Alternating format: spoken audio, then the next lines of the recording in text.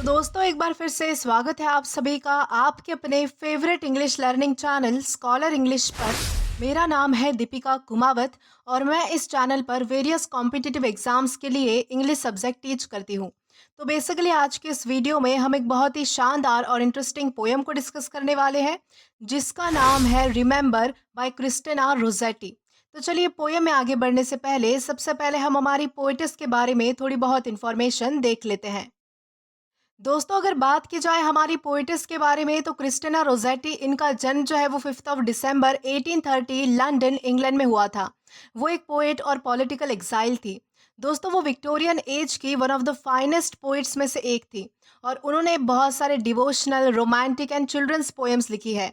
उनके कुछ famous works हैं जैसे कि remember, goblin market, my dearest, when I am dead, love came down at Christmas etcetera. और लास्टली उनकी डेथ जो है वो 29 दिसंबर 1894 लंदन इंग्लैंड में हुई थी। तो दोस्तों ये तो हमने बात की हमारी पोएटिस के बारे में। अब इसी के साथ हम आगे बढ़ेंगे और जानेंगे कि हमारी पोएम हमसे क्या कहना चाहती है, इस पोएम का थीम और मैसेज क्या है। तो चलिए शुरू करते हैं। दोस्तों अब अगर बात करें हमारी इस पोयम के बारे में तो हमारी पोएटिस के collection goblin market and other poems के पार्ट के तौर पर ये पोएम जो है वो 1862 में पब्लिश हुई थी। ये पोएम हमारी पोएटिस ने तब लिखी थी जब वो सिर्फ 19 साल की थी। तो बेसिकली ये पोएम जो है वो 1849 में लिखी गई थी और 1862 में पब्लिश हो चुकी थी। दोस्तों इस पोएम का मेन थीम है लव, मेमोरी एंड लेटिंग गो। दोस्तों ये एक इमोशनल एंड थॉटफुल सोनेट है जिसमें हमारी पोइटेस अपने लव्ड वन से एक प्यारी सी गुजारिश करती है। वो कहती है कि जब वो इस दुनिया से चली जाए तो उन्हें याद रखना, लेकिन कभी अगर भूल भी जाओ तो दुख मत मनाना। हमारी पोइटेस चाहती है कि उनकी याद किसी के लिए दर्द का कारण न बने। अगर उन्हें याद करके दुख होता है तो उन्हें भूल जाना ही बेहतर है। तो दोस्तों इस तरह की हमारी इस पोएम की थीम है या फिर कहे तो मैसेज है। अब इसी के साथ हम आगे बढ़ते हैं और इस पोएम का लाइन टू लाइन एक्सप्लेनेशन देखकर इस पोएम को अच्छे से डिटेल में समझने की कोशिश करते हैं। तो चलिए आइए वीडियो में आगे बढ़ेंगे। तो दोस्तों हमारे इस सोनेट की सबसे पहली लाइन आती है remember me when I M gone away. यहाँ पर हमारी पोइटिस कहती है कि जब मैं इस दुनिया से चली जाऊं तो मुझे याद रखना, यानी कि मुझे याद करना। और हमारी दूसरी लाइन आती है gone far away into the silent land. यहाँ पर वो कहती है कि मैं एक ऐसी जगह चली जाऊंगी जहाँ पर शांति ही शांति होगी। मतलब कि यहाँ पर जो है वो मौत के बाद की दुनिया की बात हो रही है, जहाँ पर बिल्कुल शांति होती है, वहाँ पर कोई नहीं होता। तो हमारी पोइटिस का कहना है कि मैं एक ऐसी जगह पर चली जाऊंगी जहाँ पर बिल्कुल शांति ही शांति होगी और वहाँ जाने के बाद आप मुझे याद रखना, मुझे याद करना। देन इसके बाद हमारी अगली लाइन्स आती है when you can no more hold me by the hand, nor I half turn to go yet turning stay. यानी कि जब तुम मेरा हाथ नहीं पकड़ पाओगे और मैं ऐसे पलट कर रुक भी नहीं पाऊंगी जैसे अब करती हूँ। यानी यहाँ पर हमारी पोइटिस कहना चाहती है कि जब मैं चली जाऊंगी तो तुम मुझे छू नहीं पाओगे, हम फिजिकली अलग हो जाएंगे। और जैसे हम कभी कभी चले जाते हैं यानी कि जाने लगते हैं और किसी के रोकने पर रुक भी जाते हैं यानी कि पलट कर देख लेते हैं, लेकिन डेथ के बाद ये सारी चीज़ें पॉसिबल नहीं है। तो यहाँ पर हमारी पोइटिस ये बताना चाहती है कि मैं एक बार जब चली जाऊंगी तो फिर से नहीं आ पाऊंगी, रुक भी नहीं पाऊंगी, क्योंकि ये मेरे लिए पॉसिबल बिल्कुल भी नहीं होगा। तो इस तरीके से यहाँ पर इन दो लाइंस में बताया गया है। देन इसके बाद आती है remember me when no more day by day. यानी कि मुझे याद रखना जब मैं रोज़ रोज़ के दिनों में तुम्हारे साथ ना रहूं। यानी जब हम साथ होते हैं तो हम दिन भर बातें करते हैं, मौज मस्ती करते हैं, बहुत सारी चीज़ें होती है। लेकिन जब मैं चली जाऊंगी तो ये डेली रूटीन भी ख़त्म हो जाएगा। तो मुझे जो है वो अपने रोज़ रोज़ के दिनों में, अपने रोज़ रोज़ के डेली रूटीन में भी मुझे याद करना, मुझे याद रखना। इस तरीके की यहाँ पर जो है वो हमारी पोएट, हमारी जो पोइटेस है वो अपने लव्ड वन से रिक्वेस्ट करती है। देन इसके बाद हमारी अगली लाइन्स आती है you tell me of our future that you planned, only remember me you understand. यानी कि जब तुम मुझे हमारे फ्यूचर के प्लान्स के बारे में नहीं बता पाओगे तब बस मुझे याद करना और तुम समझ जाओगे।